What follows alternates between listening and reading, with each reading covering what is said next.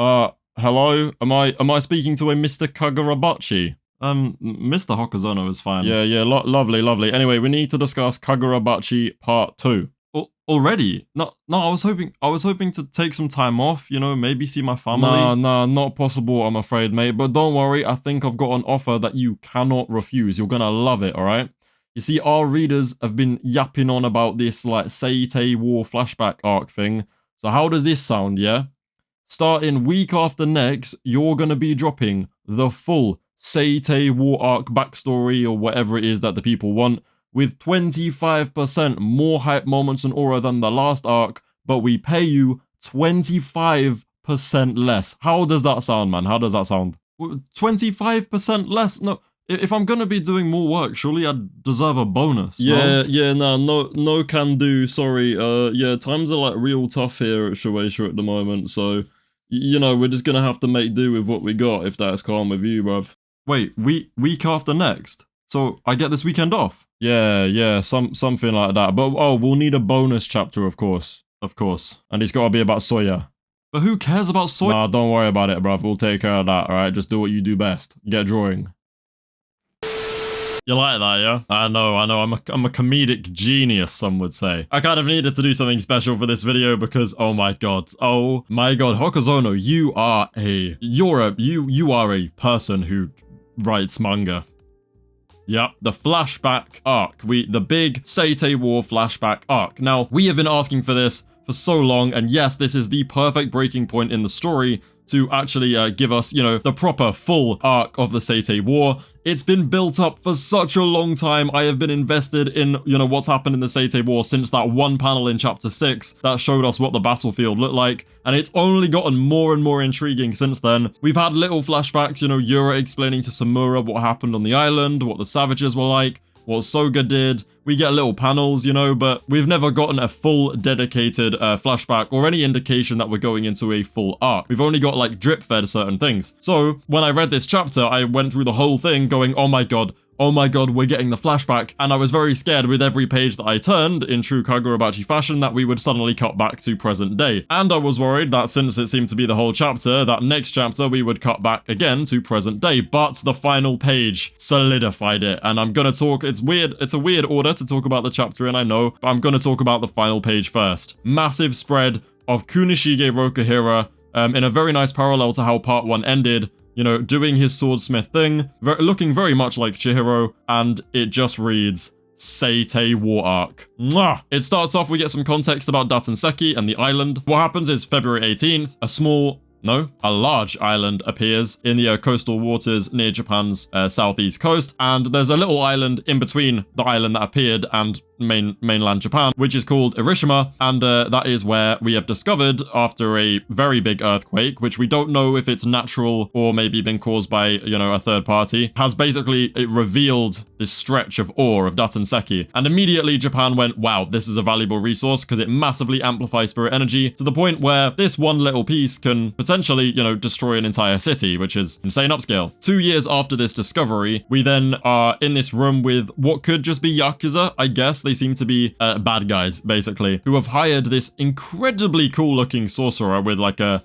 weird stitched up scarf over his head and kind of Nanami goggles. I don't know what's going on there. Really cool design. They've hired this guy who is supposedly really strong. They sent him to the island in between, you know, the big Shikoku mystery island and the mainland in order to get some of this Datanski ore, which he did manage to do, but he was beaten up by islanders, but not from Irishima. They are from Shikoku. They are assassins, or at least he calls them assassins, that were sent by Shikoku to Irishima to basically stop people from Japan from getting Datanski, which is a very important point in this chapter that I want to emphasize a bit later on. But yeah, he was like, nah, this is ridiculous. Like, these guys are just a different level. He doesn't even think they're human, right? And even how Hokuzono draws them is like they're humanoid. They have human features, and we've seen them before, but there's something about them that's like this. Their power and their, like, aura, I guess, is, like, subhuman, alright? And supposedly they came from the depths of the ocean, so it's giving Vibranium, Wakanda, and Namor's people, you know what I mean. If nerds will know what I mean, alright? But it's giving that kind of vibe. I do reckon these are actual human beings. I think it's just part of the narrative of how Japan came to treat them as subhuman, or savages, which I think is what's going to be important here. And what we know from the Seitei War so far, which is the bit I want to emphasize, is that we've always kind of been told, oh, these bloodthirsty savages from the island invaded Japan Japan and started the conflict. But here, what we have is the ore was exposed. We're now Yakuza or government officials, it doesn't matter. Japan is now sending sorcerers to try and collect the ore, and we're told point blank right here that all these teams of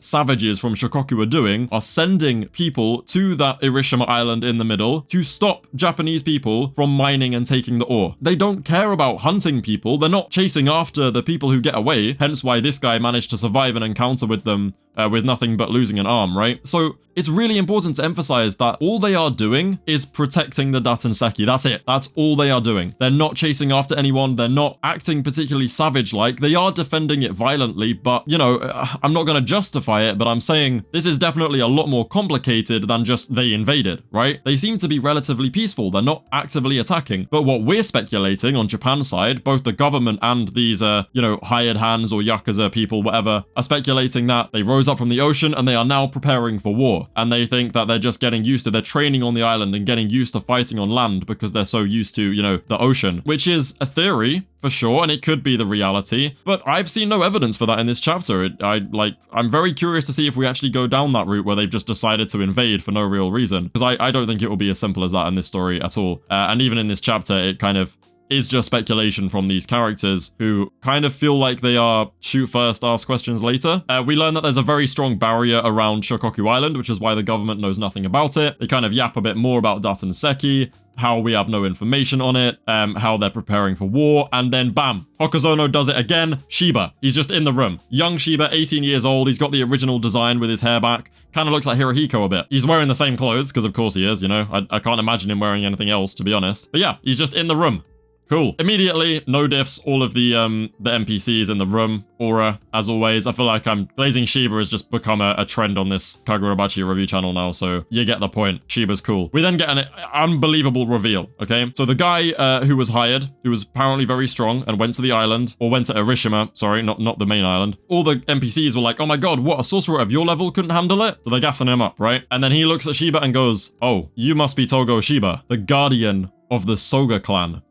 If it is you, I know I can't beat you. It just GG, which is insane for two reasons. One, insane Shiba gas, because he's the best. Two, guardian of the Soga clan. Are you telling me that Soga probably maybe knew Shiba before Shiba knew Kunishige? We always assume that Shiba would have known Akamura Soga through Kunishige, but it could have been the other way around. He's way more tied in with Akamura Soga than anyone predicted, I think. Like, that's crazy. That's such a big role for Shiba. Guardian of the Soga. And I don't know. I don't even have a theory. I don't know where to go from here. But then there's this kind of like, I don't know, maybe Shiba's apprentice or assistant called Mashiro, who looks kind of like Hanao. He's just sort of there. I don't want to go on about that too much because I have other things to talk about with this chapter. But yeah, Shiba then makes a phone call. He's like, right, I took care of these guys. The guy working for them seemed to have a good idea what was going on. He deducted the same as us, where it's like, you know, they're preparing for war. Again, we don't know if that's an accurate deduction or not. And Shiba then takes the Datanski and he basically asks the guy on the phone, who could be Ichiki, could be someone unknown, could be someone we do know but can't see, like it could be anyone. And he's like, yo, how did the other thing go? And they were like, nah, it didn't work out. And he goes, what? But he's the best. And they go, nah, he's too young and like irresponsible and like, nah, we can't give this dangerous of a weapon to him. No way. The him they're talking about is obviously Kunishige. Shiba's trying to recommend him as someone to help harness the Datanski. The government is like, nah, we're not entrusting it to him.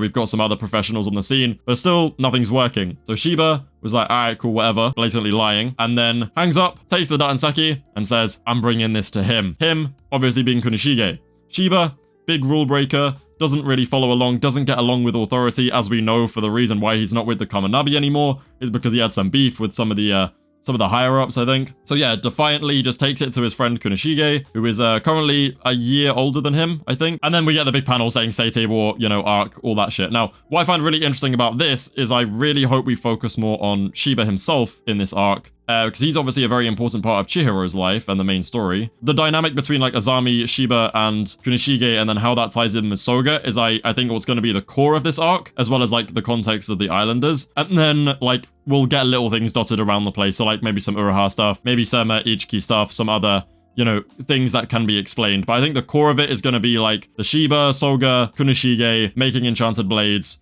and the islander stuff. That's the main premise. But what I find very interesting is Shiba is the one who defied orders and took Datanski to Kunishige. It's always been a big question of who managed to actually, you know, get the Datanski for Kunishige, and it was Shiba, which does lead me to it's kind of depressing actually. It leads me to wonder, like, does he feel really guilty about that now? He did it on a whim as a young, stupid kid. He defied orders and just brought it to, because low-key, from what I'm hearing, they could have been right saying that Kunishige was too young and irresponsible to handle it.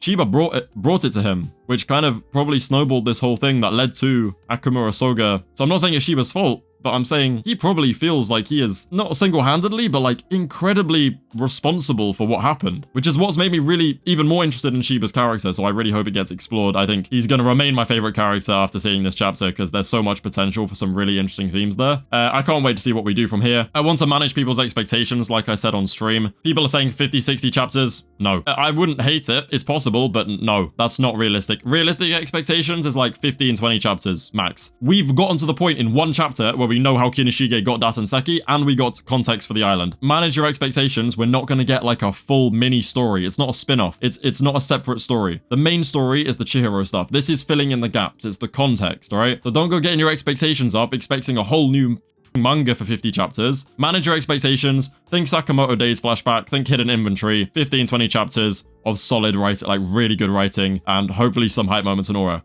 That's what I would expect, but what do I know? Amazing chapter, I love it. I'm so glad we're getting the flashback arc. I'm really interested in Shiba specifically, but that's just me because I love Shiba. Yeah, I'm also very interested in how the war actually broke out, because right now it feels like them thinking that the islanders are preparing to attack is pure speculation. From what we're actually seeing in this chapter, they're literally just protecting the Datanski, but we don't know why the island came out of the water, and we don't know why the earthquake happened in the first place, so there are lots of factors on both sides. Yeah, like, subscribe, and I'll see you in a bit. That is my thoughts on the chapter.